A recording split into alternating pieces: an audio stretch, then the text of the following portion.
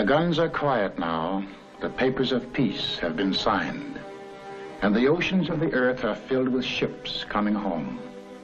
In faraway places, men dreamed of this moment. But for some men, the moment is very different from the dream.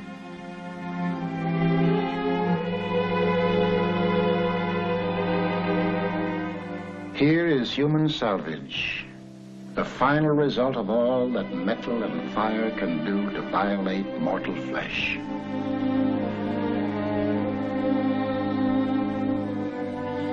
Some wear the badges of their pain, the crutches, the bandages, the splints. Others show no outward signs, yet they too are wounded. This hospital is one of the many for the care and treatment of the psychoneurotic soldier.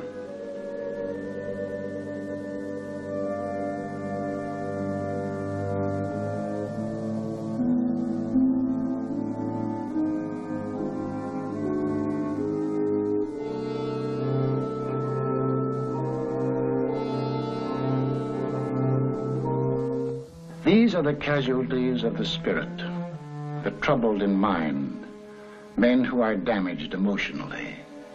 Born and bred in peace, educated to hate war, they were overnight plunged into sudden and terrible situations. Every man has his breaking point, and these, in the fulfillment of their duties as soldiers, were forced beyond the limit of human endurance.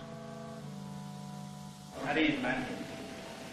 On behalf of the commanding officer and his staff of Mason General Hospital, I want to extend a hearty welcome to all of you on your return to the United States. There's no need to be alarmed at the presence of these cameras, as they're making a photographic record of your progress at this hospital from the date of admission to the date of discharge. Here are men who tremble, men who cannot sleep, men with pains that are nonetheless real because they are of mental origin, men who cannot remember, paralyzed men whose paralysis is dictated by the mind. However different the symptoms, these things they have in common: unceasing fear and apprehension, a sense of impending disaster, a feeling of hopelessness and utter isolation.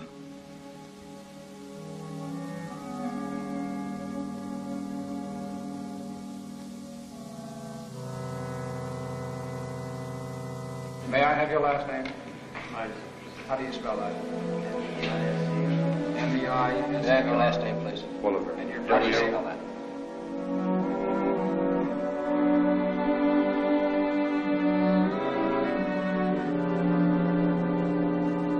The psychiatrists listen to the stories of the men who tell them as best they can. The names and places are different. The circumstances are different. But through all the stories runs one thread: death and the fear of death. And then after you got wounded, what happened? Same thing, only worse? Seems like my nerves keep getting worse on. They get worse. These airplanes, they bombed. I got killed nearly one. You nearly got killed. Where were you at the time? St. Louis, I believe. Somewhere. I don't remember. And what were you doing when the planes came over? I was in a hole. You know where you are? I think I'm in the States now. They told me I was coming back. Right. But they told me I was going to die. No. In the hospital, I wouldn't eat hardly. No, you're So I not. was sick. And I wouldn't eat hardly. They told me I was going to die, but then he couldn't help me. Well, Told me they didn't care where I died or not. we will see that you don't die. You won't die.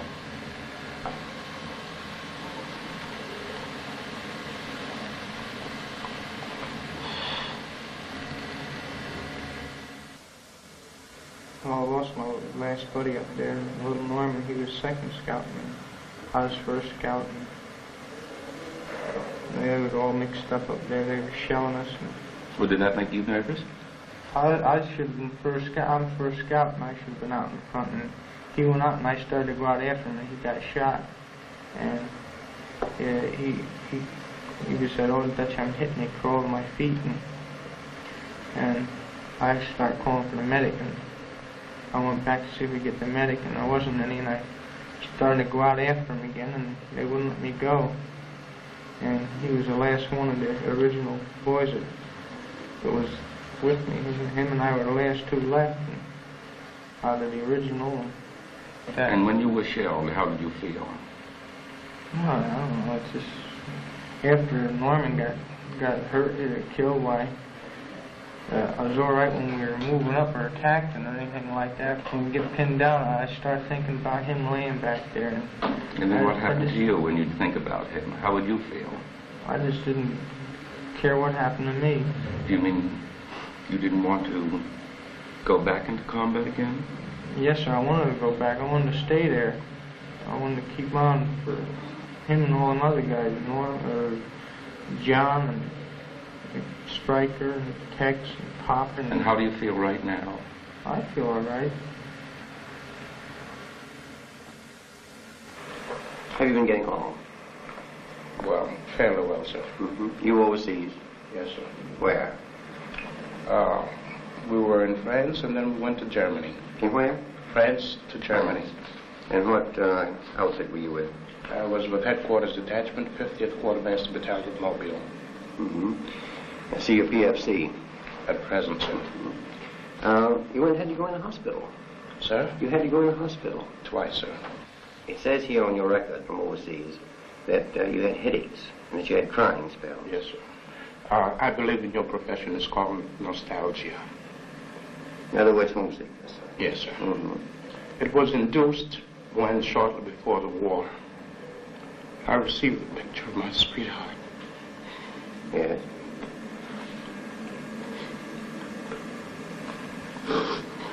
Mm-hmm.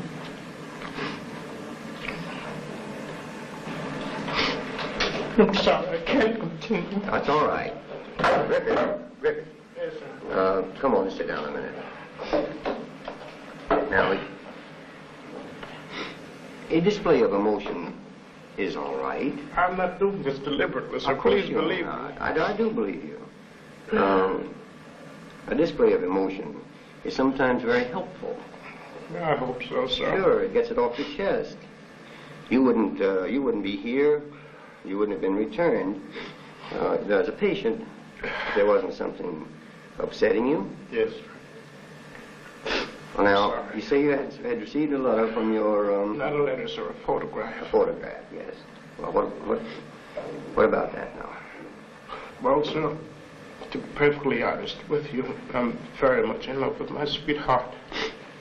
She has been the one person that gave me a sense of importance, and that through her cooperation with me, we were able to surmount so many obstacles. What happened? Well, when I was in combat, Mindanao. Can you speak louder? I have Yes. trouble hearing you. During the time, I got worried that my brother, he was killed in Guadalcanal. Or the Marine? Yes. Now, I notice in this history here that you saw a vision of your brother. Tell me something about that. What happened?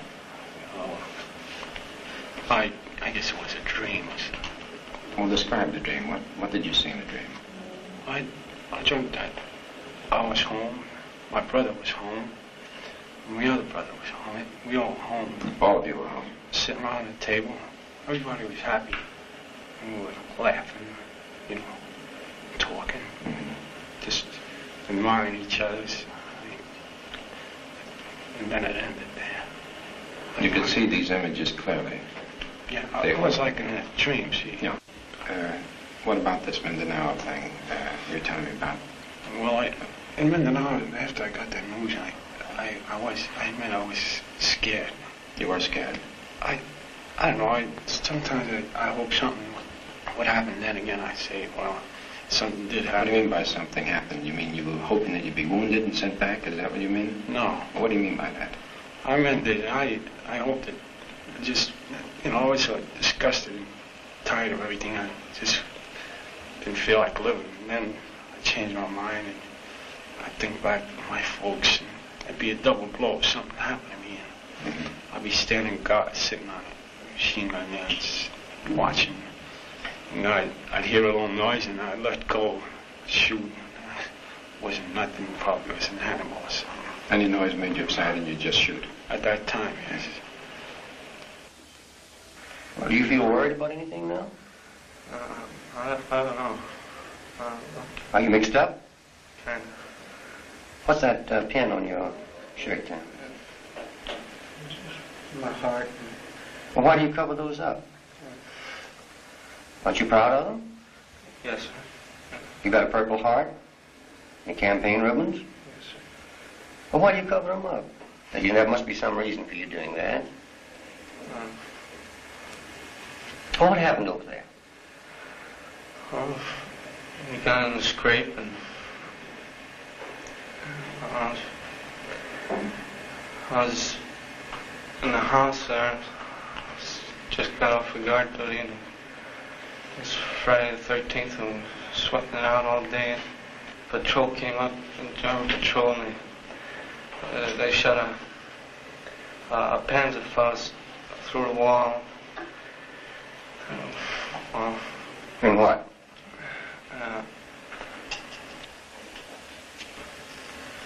I was laying on a couch and right before it happened I felt a little jittery, so I laid down on the floor. And when I got up again, the couch was all torn. In other words, you were almost killed, is that it? Most of them must have gone right over my head. Do you feel conscious, are you aware of the fact that you are not the same boy that you were when you went over? Do you feel changed? Yes. In what way? More jumpy. How about with people? I used to always like to have fun now. I used to always be going places. I don't like to do nothing no more. How long were you overseas?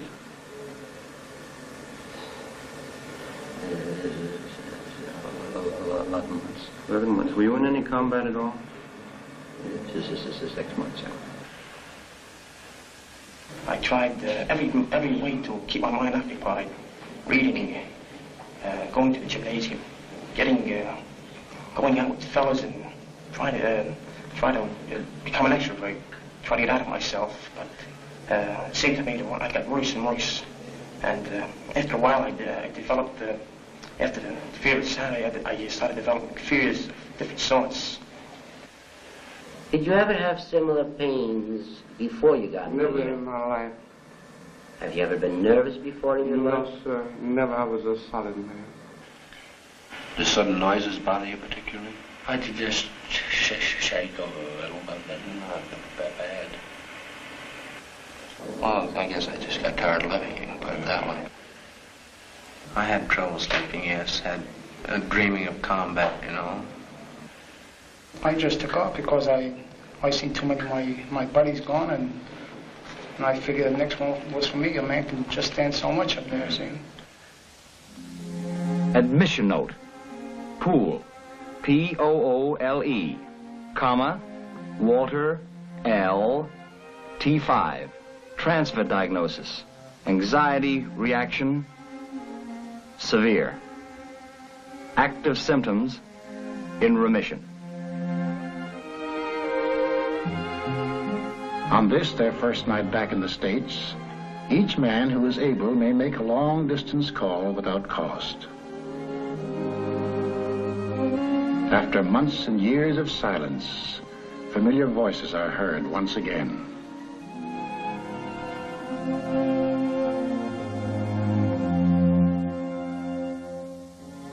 Then each man makes for himself a small home which will be his for the 8 or 10 weeks to come.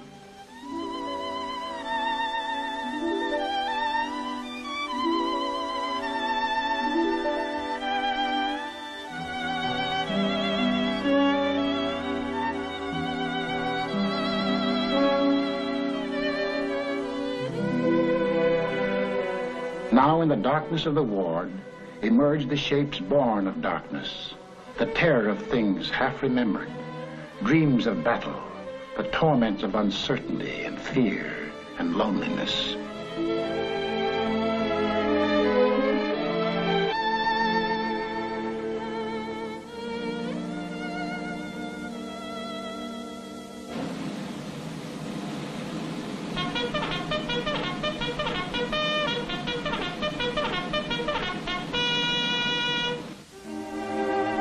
The day begins with an early morning ward inspection.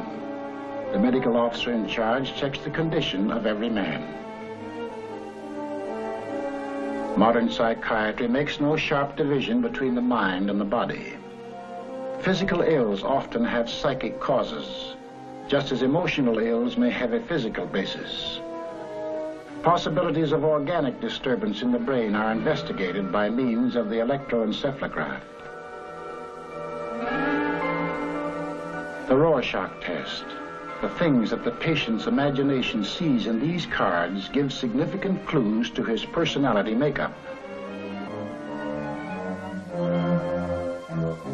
This looks sort of like a drawing of two women standing on a rock and waving their hands.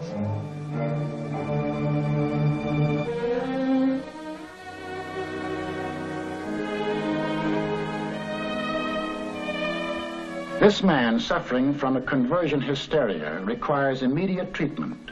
Organically sound, his paralysis is as real as if it were caused by a spinal lesion, but it is purely psychological.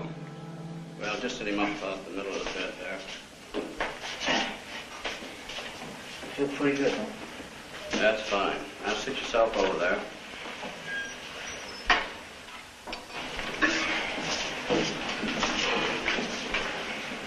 Well, now, can you move over just a little so I can talk to you? Yes, sir. Now, what is the trouble? You think it'll be what's that? That's nerves, yes, it make me flinch like that. I see. How long has that been going on?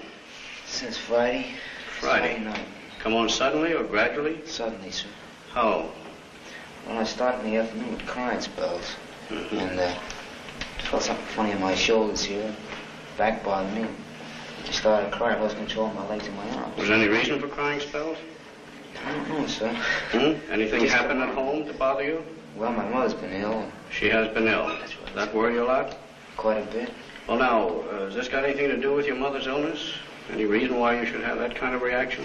No, sir, not that I know of. Unless my mother's illness might have brought this on. I tried to hold in while it hurts, but... I see. You've just been holding these things in. That's right, sir. No way you can control this at all? No, sir. Well, now, we're going to have to help you do that, of course. Let's take off this jacket here. Just slip that off. All right, now lie down on the bed. My shoes. Right, now we'll leave the shoes on so you can walk in them. I think we're going to get you walking. Let's come over here. That's the boy. That's fine. That's good. Now you lie steady. Lie steady. That's the boy.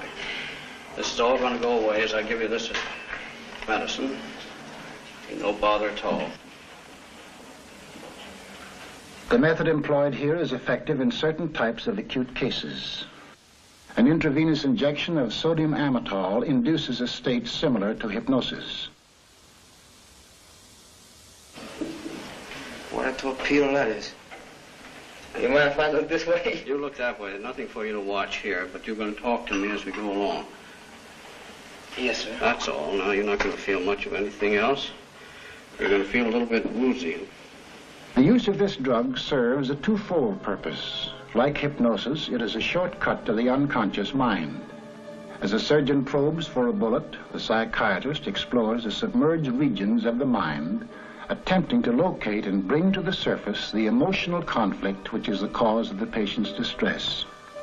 The second purpose of this drug is to remove, through suggestion, those symptoms which impede the patient's recovery. Now tell me a little bit about what you're thinking of. The thoughts are coming to your mind now. Nothing in particular. Well, now let's go back. Let's go back to Friday. Friday? Yeah, think about that. Friday. My mother argues with me. Your mother argues with you? Yeah. Mm-hmm. What does she argue about? Well, every little thing. If you sit down in a long chair or something like that. Doesn't like the stuff you get in the store. Uh-huh. Then she calms down. Well, see, have you always tried to please her? Yes. Mm-hmm. Always tried to please her. I used to clean the house for her when I was smaller. Well, now, why do you think she argues like that? Because she's sick? Well, she doesn't try to control her temper. I see. Mm-hmm. How about your father? He's a swell guy. He's a swell fellow, isn't he? Gets kind of hot-tempered. Since my mother's been sick, it's been costing a lot of money. Uh-huh. And he's lost a lot of weight about worrying. I see. My mother argues with him. She wants to know where the money is. Mm-hmm. But I don't care about that. As long as everything turns out all right. Well, now, this jumping, what does that make you think of? Think about it a minute. I can't help it. It just jumps. Uh-huh. How about the legs? Do you know anybody who had any trouble with their legs like that? No, sir. And what does it make you think of? Go on. Except several years ago, Uh-huh. there was one fella. He had something wrong with his right leg. Uh-huh. Water in the knee, but he's walking today. That hasn't bothered me. Was that anything like your leg? I don't know. He couldn't walk at all. He couldn't walk at all? No. What do you think of when you can't walk like that? I wish I could walk. Mm-hmm. Well, what do you think of? What comes to your mind when you find that you can't walk? So maybe I think my mother and father should be okay. Sometimes I wonder, hope the war ends soon. Things like that. Nothing in particular. Mm-hmm. Well, now the shakes are gone now, haven't they? Yeah. How about your legs? They're good and strong. I feel all right. Move them. Let's raise them. Oh, I used to even raise them before, but I can't walk. Well, how about them now? They feel all right. They feel good now, as if you can walk in them, don't they? Toes feel numb. Toes feel numb, but that's going away, isn't it? Yeah. Gee. Mm-hmm. So raising them fine, isn't it? Yeah. Now you're going to be able to walk, aren't you? I don't know. Well, you're going to, aren't you? Yes, sir. All right. I'm going to walk. I love walking. You love walking. I did. Always been very fond of walking. Now you found yourself unable to walk. Now you're going to get right up and walk. Right now. All right, now let's sit up. Sit up on the side of the bed. Here you are. That's fine. All right, now stand up. And look at that. Is that good? All right, now walk out here. Walk over to the nurse all by yourself. That's the boy. Walk over to the nurse. You're just a little woozy. That's the medicine. Now come back to me. Come back to me. Open your eyes. That's the boy. Isn't that fine? Isn't that wonderful? Sure. All right, now again, once more. Yeah, but how long are we going to be? Oh, it's going to stay that way. It's going to stay because that's taking care of your worry now. All right, now come on back to me, and I'm going to let you go to sleep. When you wake up, you'll keep on walking perfectly well. How about it? Thanks, sir. Righto. All right, now let's get up in here and we'll go to sleep. Yeah, there you are. Now I'm going to have you go right to sleep. When you wake up, it'll be all right. Thanks. All right, sleep, Girardi. The fact that he can walk now does not mean that his neurosis has been cured. That will require time. But the way has been opened for the therapy to follow. Now a new way of living begins, very different from the old one whose purpose was killing and trying not to be killed. Now in an environment of peace and safety, all the violence behind them, they are building rather than destroying. Men have their choice of occupational therapy. Some find relaxation in mechanical jobs. Certain types of cases obtain relief in precision work, which answers their inner need for order and certainty. For sons and daughters and nieces and nephews and neighbors' kids, hobby horses are turned out by the carload.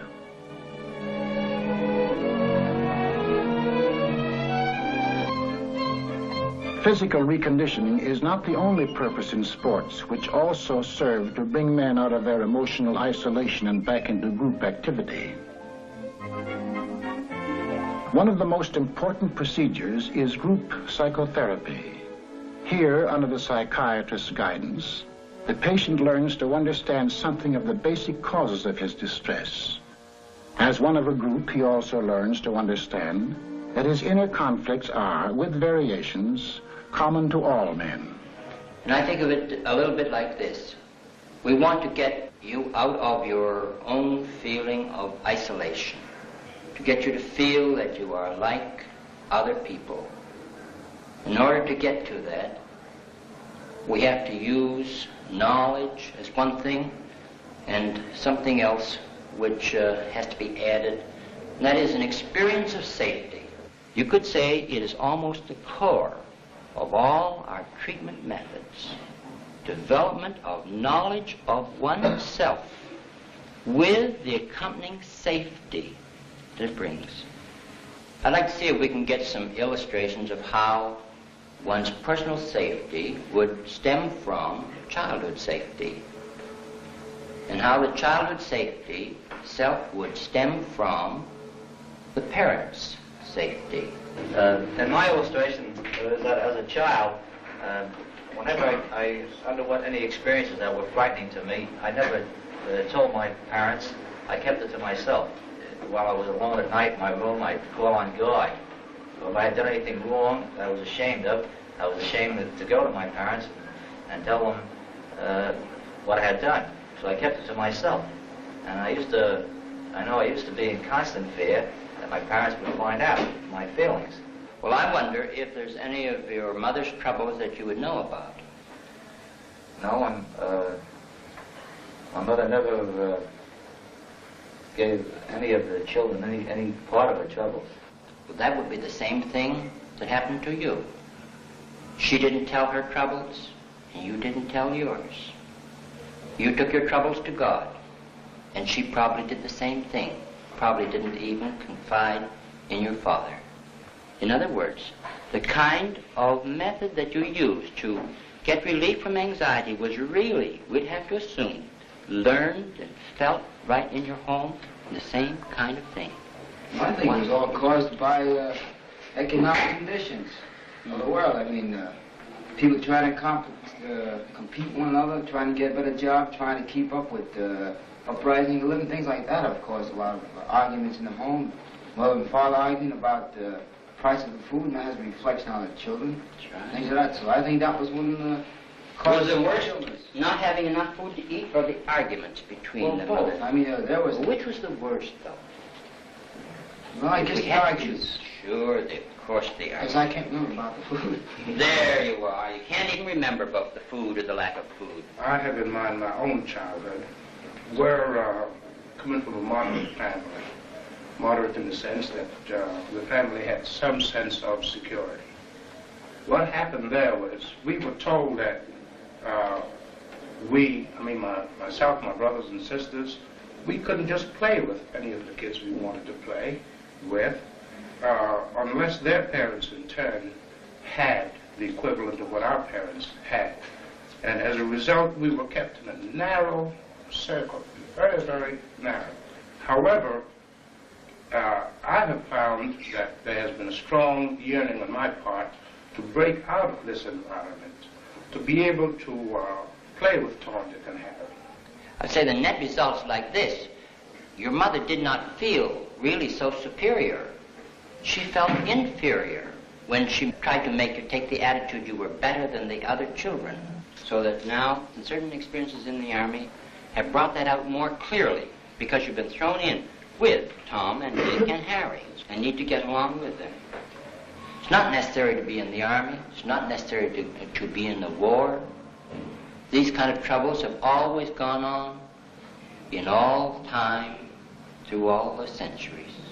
So you were going to say something? I never spoke until I was 7. Is that right? Yes, sir. And I studied very bad. At 14 and 15, I couldn't recite in school. They never talk. Can you explain how you get started to talk? How you began to get over that? During the war, the first word I ever spoke, Santa Claus had brought me a war gun, and my brother broke it. This is the First World War, yes? And so, Santa Claus brought the gun and your brother broke it. Yeah, when I went in to get my gun, I just says, war dead. Somebody broke my gun. That was the first thing I said. You were angry because someone broke your gun. So that's where I started talking. I would say all those symptoms, like being unable to speak, stuttering and so on, they have an underlying anger and resentment in the deeper parts of the personality. You could almost say it like this. Underneath I can't, you usually find I won't. Except on Okinawa, I was stuttering too about 3 weeks. And as soon as I came here, I'm here a month now, I stopped stuttering. You've stopped stuttering completely since you came here? Yes, sir. Well, that's good. I don't know whether that's a tribute to the doctors or a tribute to your fundamental health. It's to my fundamental self. No tribute to the doctors at all. Very good. Some patients require special therapy. Hypnosis is often effective in certain types of battle neuroses, such as amnesia. This man does not even remember his own name. A shell burst in Okinawa wiped out his memory. The experience was unendurable to his conscious mind, which rejected it, and along with it his entire past. Through hypnotic suggestion, the psychiatrist will attempt to evoke them. Relax completely and put your mind on going to sleep. All right, now keep your eyes on mine. Keep your eyes on mine and keep them fixed on mine. Keep your mind entirely on falling asleep. You're going to go into a deep sleep as we go in. You're going to go into deep sleep as we go in. Now clasp your hands in front of you.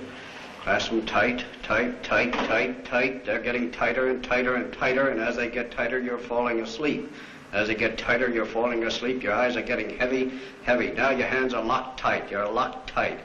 They're locked tight. You can't let go. They're locked tight. You can't let go. When I snap my fingers, you'll be able to let go. When I snap my finger, you'll be able to let go, and then you'll get sleepier, and your eyes are getting heavier.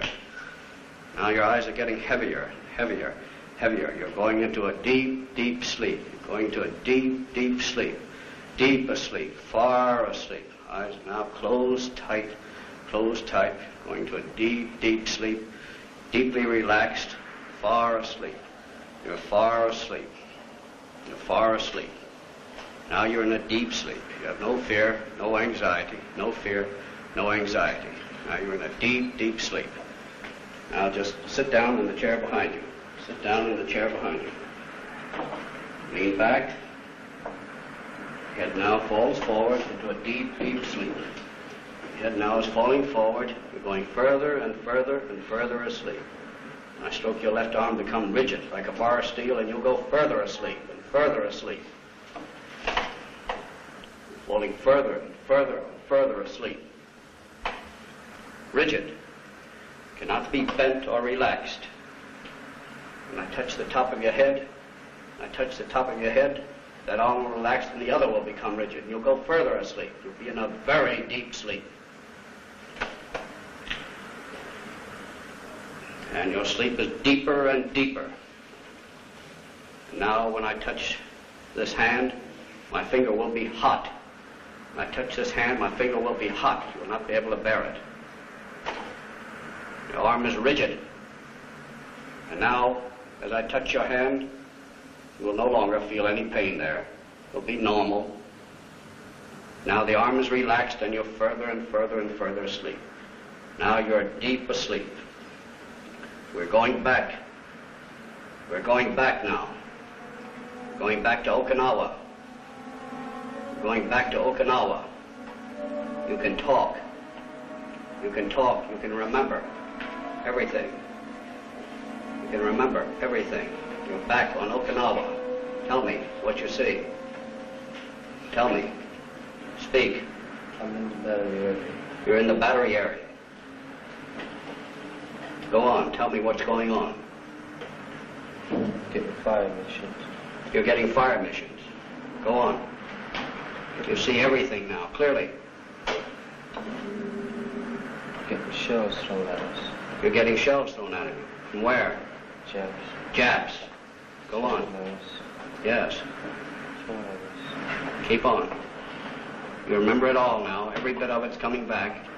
Japs getting near us to get our position. Japs getting near you to get your position. Go on. Told us to get cover. Who told you to get cover? BC. BC. Go on. There's 5 of us. One of the boys got hurt. One of the boys got hurt. Took him away. I was running over to my gun position. Yes, go on. You remember it now. Tell me. It's all right now, but you can tell me. You can tell me. Explosion? Yes. You remember the explosion now? All right, go on. You're carrying me. They're carrying you. Who's carrying you? I don't know. Where are they taking you? Carrying me across the field. Across the field. Go on. Put me on a stretcher. Yes? Yes? Go on. They're still throwing shots. Yes? Can you hear them? Yes. You see them? No. All right. Where are they taking you now? Put me in a truck. Why are you fearful now? I'm over it. You don't want any more. You want to forget it. But you're going to remember it because it's gone now. It's gone. You're back here now. You're away from Okinawa. You've forgotten it. But you remember who you are now. Who are you? Dolly, that's right. Full name now. Dominic Dolly. Dominic Dolly, that's right. You know your mother's name? Isabel. That's right. Father's? Salvatore. That's fine. You know who they all are now. All right, now you're coming back with us. This is going to stay with you. You're going to remember it all. You're going to remember about Okinawa. You're going to remember about the shells and the bombs, but they're gone. You're at ease and relaxed. There's no fear, no anxiety. When I wake you up, you'll be comfortable, relaxed, no pains and no aches. But you'll remember all that I've told you. All that you've remembered. You can wake now.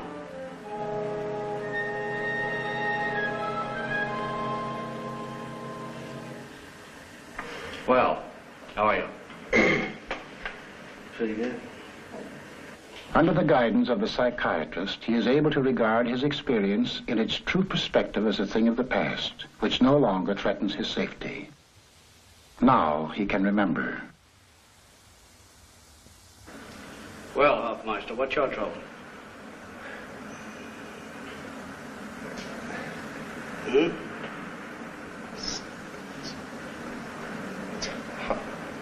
Hard for me to get my words out. Yeah, it does seem to be a bit tough. How long have you had that trouble?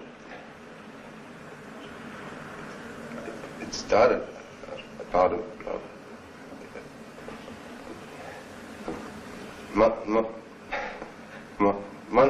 month ago. Where were you then? In France. In France. Have you been in combat? Yes. Well, maybe we can help you talk a bit better and you can tell me more about it then, right? Let's lie down and see if we can help you on that.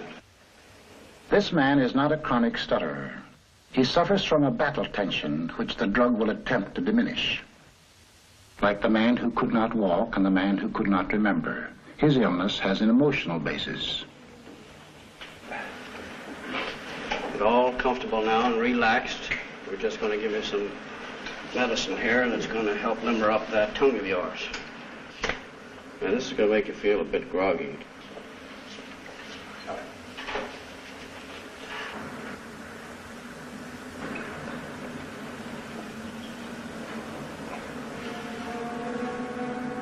Well, now tell me now, how do you feel now? Make any difference in your feeling? Oh, it's just like seventh heaven. What is it? Tell me about it. Boy, I can talk. That's fine, isn't it? Talk. I can talk. That's good, boy. Listen, I can talk. Oh, God, listen, I can talk. Oh, there's nothing wrong. Oh, God, listen. All right, it's coming back now. You're going to take it easy. Oh, listen, I can talk. Just the way you always did, is that right? God, listen. Oh, God, I can talk. Just the way you always did, Hofmeister. God, Keep right on with it now. Oh, it's nice. Let's take it easy now. Just talk just a little lightly now. Tell me, got any idea why you couldn't talk before? What's coming to your mind now? Tell me, what's coming to your mind now?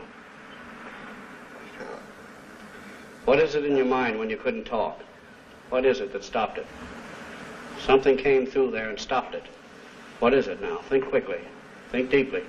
Let's go back. When was it you lost your speech? You had your trouble talking. Go back quickly.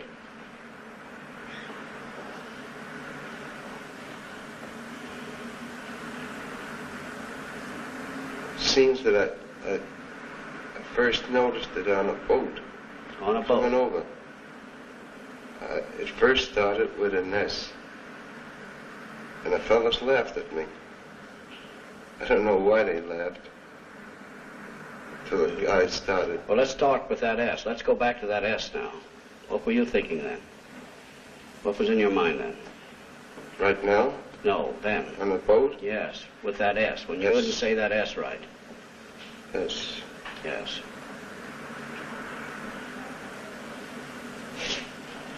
The port side. Port side? Port side. Mm-hmm. Port side of the ship. What side's that? That would be the left side. Left side, that's right. Yeah, I remember it. Mm-hmm. Because we were up there that afternoon and we saw the fishes. And we had some flying fishes. I came down and he said, I was telling the fellow underneath me about the ports that I had seen some flying fishes on the port side. Mm-hmm. He tried telling them about the flying fishes, and he stumbled over the S sound. And the fellows laughed at him. Think hard. S. S. What does S remind him of? S. S. He remembers. It is the sound he fears. The sound of death in combat. The sound of a German 88 high-explosive shell coming in. Now it is possible to proceed to the basic method of psychiatric treatment, discussion and understanding of the underlying causes of his symptom.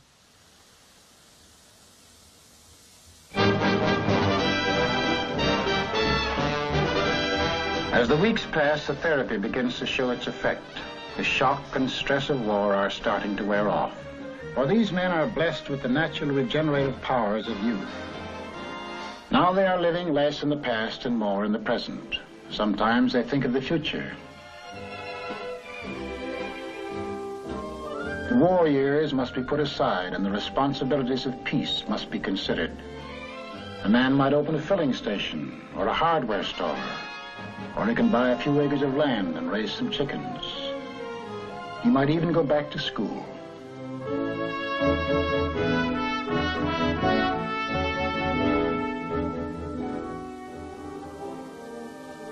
Visitors' Day.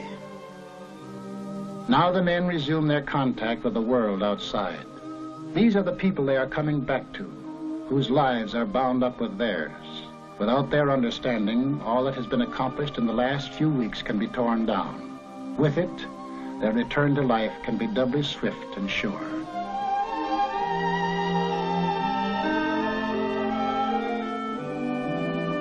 Classes in group psychotherapy continue. The men are thinking of themselves in relation to society. How will they fit into the post-war pattern? How will the world receive them? You fellows have had an opportunity to be home with your family since you've returned from overseas. Have you noticed any change in the various members of your family toward you, in their reactions toward you? Well, I found out after 4 years of absence that it only took me the second day to be really relaxed, and I was right chummy again with my dad, and talked about the old neighborhood and the new changes. I don't know, it surprised me. Do you feel that your family has to be taught how to treat you when you come back? No, absolutely not. How do you want to be treated by your family? The same I was treated before I went into the service. No difference. You don't want to be treated any differently? No. I was talking to one man, and I said, what do you think of us fellas that come back with psychoneurosis anxiety state?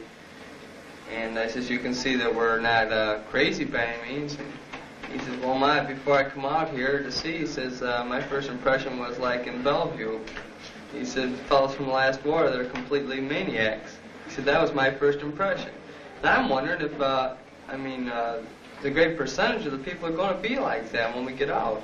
That is a common concern among servicemen who have developed nervous conditions during their stay in the Army as to what the public is going to think about them.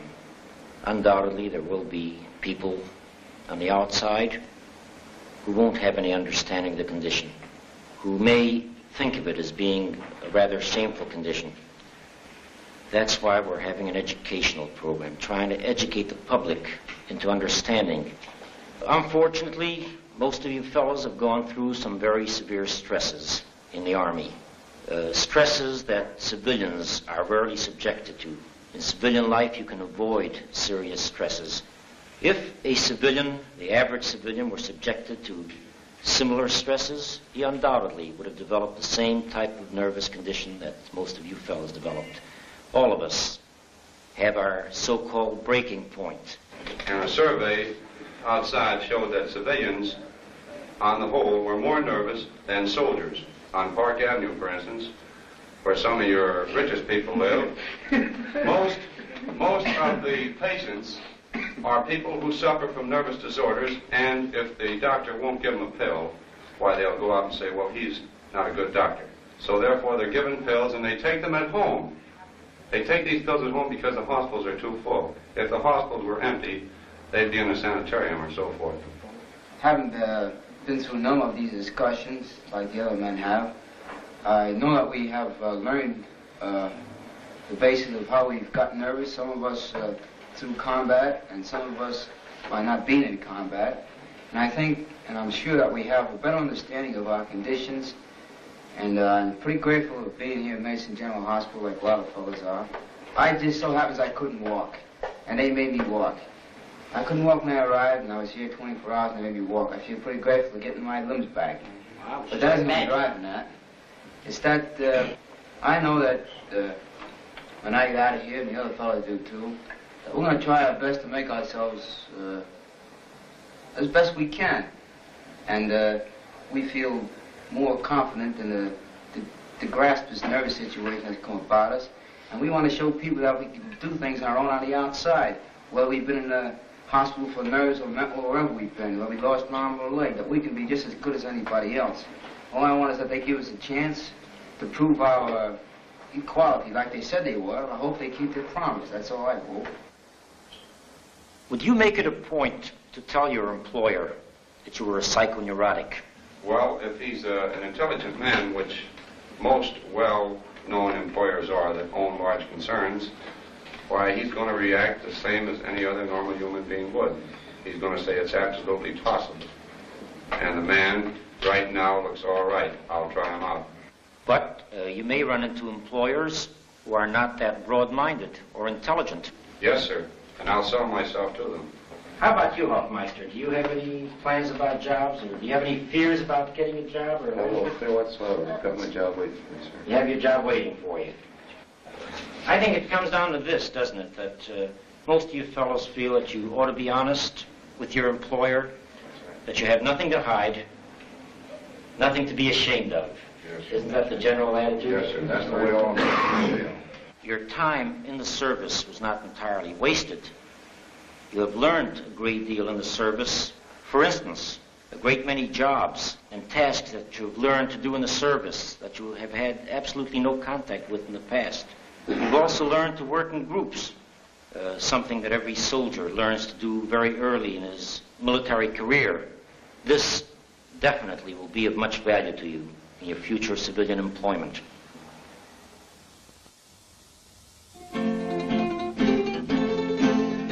The weeks have slipped by fast. The first strangeness of hospital life has become routine. Sometimes a man learns something new. The ranger always did want to play guitar.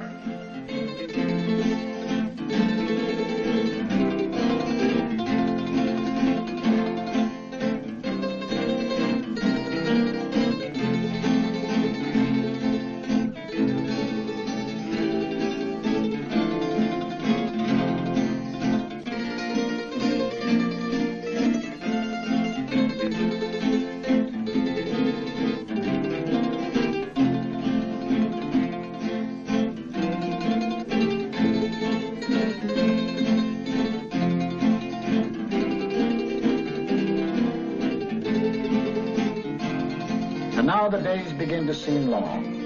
There's the old healthy sound of belly aching in the air. Spinach. Spinach again. And how about a good movie for a change? And how about putting some ice cream in the ice cream soda? No longer is a man shut up within the lonely recesses of himself. He is breaking out of his prison into life. The life that lies ahead, offering infinite possibilities for happiness and sorrow. How does a man find happiness? Is there a secret to discover? What is the mysterious ingredient that gives joy and meaning to living? You know in the Bible where it says, man does not live by bread alone? Children don't grow up well without safety and confidence. If that wasn't in one's childhood, in growing up, you could say, now there's something missing during all that time. And the next question is how to supply it. And it does need to be supplied. Not all of the learning in all of the books is half as valuable in getting over nervousness as to find someone that you esteem, that you can learn to feel safe with, where you can get a feeling of being accepted, of cherished, where you get a feeling that you're worthwhile and that you are important to someone. You could say, the feeding that you didn't get, that's something more than bread, when you were little, you still need to get it. You still need to be fed with acceptance and to find the safety. In other words, knowledge alone is not enough.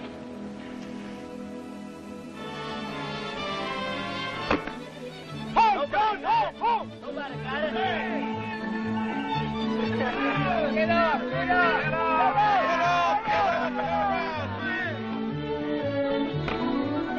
8 weeks have passed. What about these men? Are they ready for discharge? How complete is their recovery?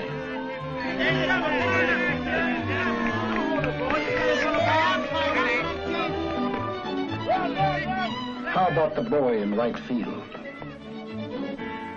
I just didn't care what happened to me.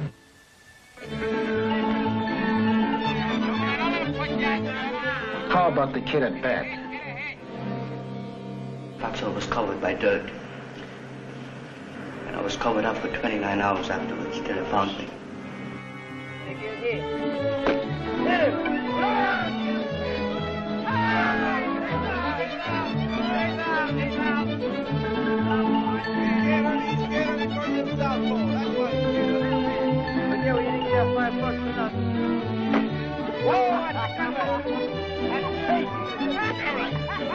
Out! Say you're out! Say you're out! Go on! How about the umpire?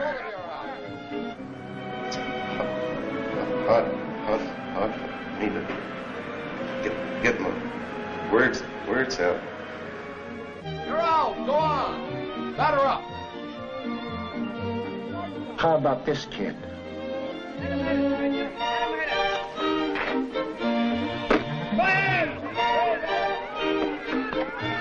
How about him?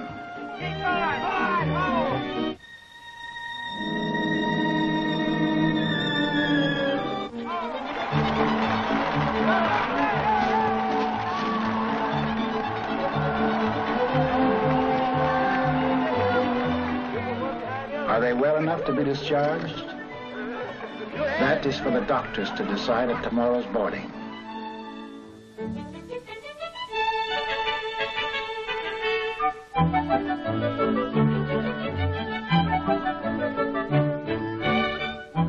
The answer is yes.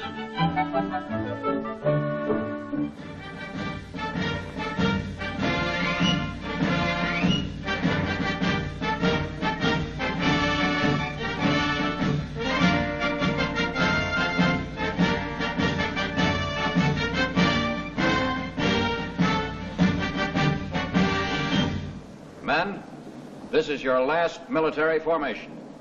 Today, you're returning to your homes, your families, and friends.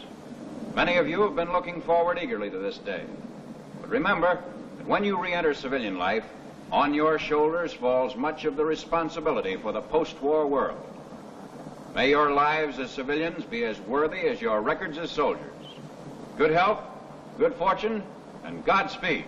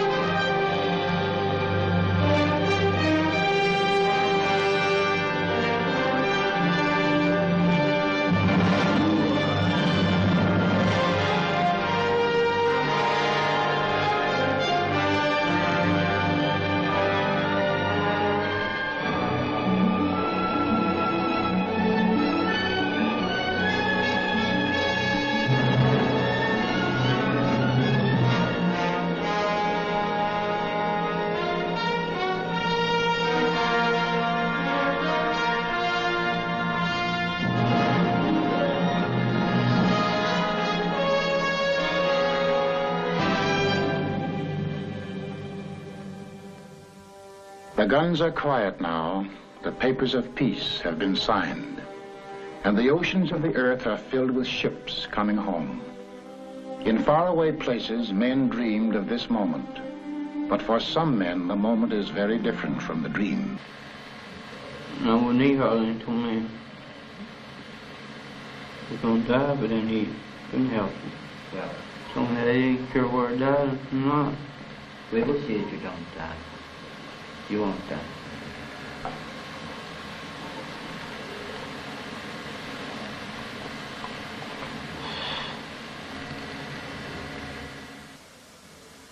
Well, I lost my last buddy up there, little Norman. He was second scout, and I was first scout.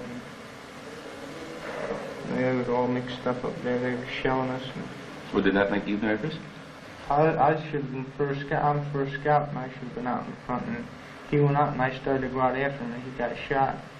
And he just said, "Oh, Dutch, I'm hitting." He crawled to my feet, and I started calling for the medic. And I went back to see if we could get the medic, and there wasn't any. And I started to go out after him again, and they wouldn't let me go. And he was the last one of the original boys that was with me. Him and I were the last two left out of the original. And when you were shelled, how did you feel? No, I don't know. It's just after Norman got hurt or killed, why I was all right when. Of their duties as soldiers were forced beyond the limit of human endurance. At ease, men. On behalf of the commanding officer and his staff of Mason General Hospital, I want to extend a hearty welcome to all of you on your return to the United States. There's no need to be alarmed at the presence of these cameras, as they're making a photographic record of your progress at this hospital from the date of admission to the date of discharge.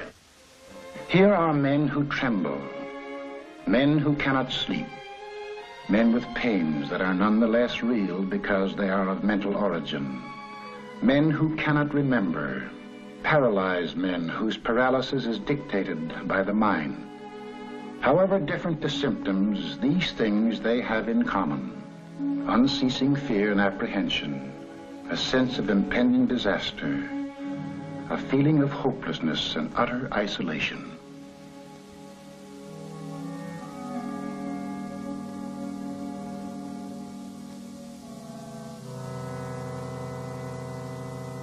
May I have your last name? How do you spell that? M-E-I-S. May I have your last name, please? Oliver. And your how do you spell that?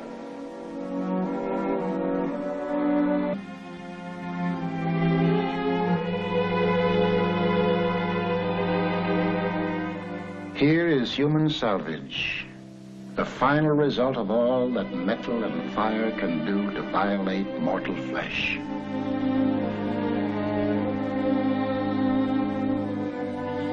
Some wear the badges of their pain, the crutches, the bandages, the splints. Others show no outward signs, yet they too are wounded. This hospital is one of the many for the care and treatment of the psychoneurotic soldier.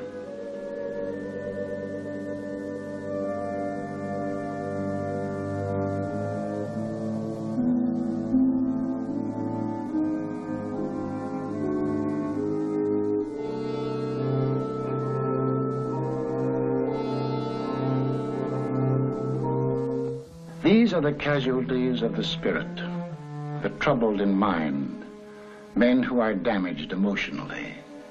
Born and bred in peace, educated to hate war, they were overnight plunged into sudden and terrible situations.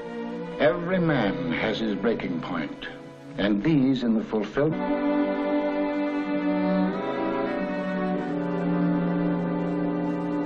The psychiatrists listen to the stories of the men who tell them as best they can. The names and places are different. The circumstances are different. But through all the stories runs one thread: death and the fear of death. And then after you got wounded, what happened? Same thing, only worse? Seems like my nerves keep getting worse on. They get worse. These airplanes, they bombed. I got killed nearly in one. You nearly got killed. Where were you at the time? St. Louis, I believe. Somewhere. I don't remember. And what were you doing when the planes came over? I was in a hole. You know where you are? I think I'm in the States now. They told me I was coming back. Right. But they told me I was going to die. No. On the hospital, I wouldn't eat hardly. No, you're So I not. was sick.